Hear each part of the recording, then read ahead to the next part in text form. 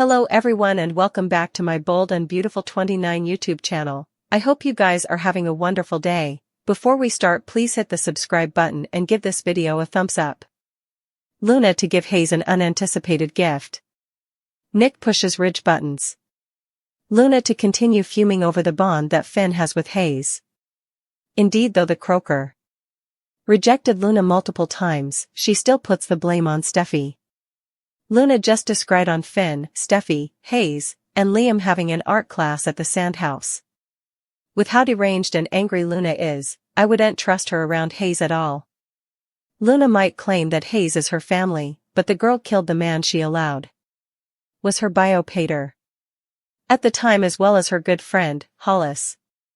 Luna approaches Hayes when he's outdoors for many moments unattended. It seems that the girl has an unanticipated gift for the little boy. I can't imagine what this could be, but if Shin finds out, they might know exactly who gave the child that gift. Luna will continue stalking her new target, her little family Hayes. Luna is on a charge to get vengeance on Steffy, and Hayes is her Achilles heel. When Remy first arrived in Los Angeles, there were rumors of him hooking up with fellow sociopath Luna. After his showdown with Elektra and Will, Remy dissolved and wasn't seen again until last week. Now that he and Luna have been greeted, will sparks fly between the villains? An unanticipated idol could baffle Luna Nozawa's hijacking plans and vengeance plot. We assumed the unanticipated person would be someone like Liam or Sheila, but that's a little egregious. Is the unanticipated idol going to be none other than Remy Price? Remy made it enough horrible first print when his Elektra shrine was revealed. We know that Remy has a weird preoccupation with Elektra Forrester, but there could be a lot further to him. Sure, he stalks innocent girls. But, perhaps he draws the line at hijacking innocent kiddies and using them as pawns. Ridge walked into the office and set up Nick descanting Brooke. Ridge walked in as Nick wanted to reunite with Brooke. Nick also made sure to slam Ridge and couldn't believe that Brooke is still hung up on her ex-husband. Nick calls Brooke his fortune, but Ridge has to stay in the history. Still, Brooke's heart seems to beat only for Ridge and no bone differently. So, will she do her stylish, or is Ridge the only man she wants? While Brooke is allowing about Nick's proposition, anticipate him to have a face-off with Ridge. In an exercise clip, Ridge harangues to Taylor about Brooke's former nut coming back. Ridge doesn't like the Joe and clearly doesn't want him with Brooke. Taylor will differ, allowing Nick might be exactly who Brooke needs to get her over her ex. However, also Taylor can rest a little easier about her own love, if Brooke moves on with someone differently. Having Remy play the idol in this script will open up a whole new occasion for the character to stick around and have a many musketeers in city. Perhaps Elektra Forrester will indeed give him a chance. When Remy Price realizes what his new confidant Luna Nozawa is over to, do you suppose he'll help her or stop her in her tracks? Can Remy be redeemed? Luna trying formally again, Finn and Steffy losing their cool, and Bill admitting this is all his fault. Luna prayed, Luna cried, and Luna contended, but it did no good. Finn stood strong. She was no way going to be part of his life, his family, or his world. Not now, not ever. Not after everything she's done. He outright told her to get out of the house and not come back. But, of course, Luna wasn't budging. Especially not after hearing her little family was in the other room. Luna kept calling him pater. Despite Finn's demurs. He was not her pater. Not in the ways that count, anyway. Luna broke down. First, her mama doesn't want her, and now her pater. 2. She leaned into the prayer for mercy and cried those classic crocodile gashes. Effects took a turn when Hayes got freaked out by a videotape on his iPad and came running for Finn. Luna hid around the corner in the kitchen and watched Finn be tender with his son, all while stewing for the same treatment. Steffy assured Ridge and Taylor that she and her hubby have everything handled. Yes, Luna is a peril, but Finn was going to cover her and the children. In fact, they both made it veritably clear she needs to leave the megacity and not look back. Taylor and Steffy looked back at Luna's attempt to kill her. The drugging, erecting the pen, the horrifying reality setting in that Steffy was going to die. It's so important trauma.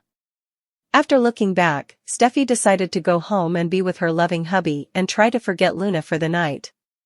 Her parents hung back to wring their hands with solicitude. Steffy was all grins when she walked into Finn and Hayes having a good time. Little did she know, Luna was still in the kitchen. Finn transferred Hayes to his room and also Luna showed herself. Steffy was incontinently on edge and demanded to know what Luna was doing there. Finn was easily upset by Luna showing up and told Steffy he tried to get her to leave. And he continued trying to push her down. Still, Luna, in all her vision, kept trying to get Finn to love her like he does her family. That was a no-go. Not only was he no way going to love her, but the couple shut down all talk of her being a family to their son. Also, they virtually pushed her right out the door. Bill showed up to Seeley and yes, he surely got an earful. He also gave her some food for study. Bill admitted he rude helping Luna. He saw a youthful girl in pain and peril and he mishandled effects. Admitting he's wrong isn't easy, but he's ready to make effects right. He's a veritably important man who makes important opinions. Sorely, not all those opinions are good. He told her about Luna reaching out and wanting his help again. He turned her down flat and suggested leaving city for good. Lee was pleased to hear it. He authentically believed she merited an alternate chance and hopes she'll take the occasion for a fresh launch nearly far, far down. Luna makes a nipping concession to Poppy. Taylor gives Steffy and Ridge her professional opinion. Plus, John Finn loses it on his son.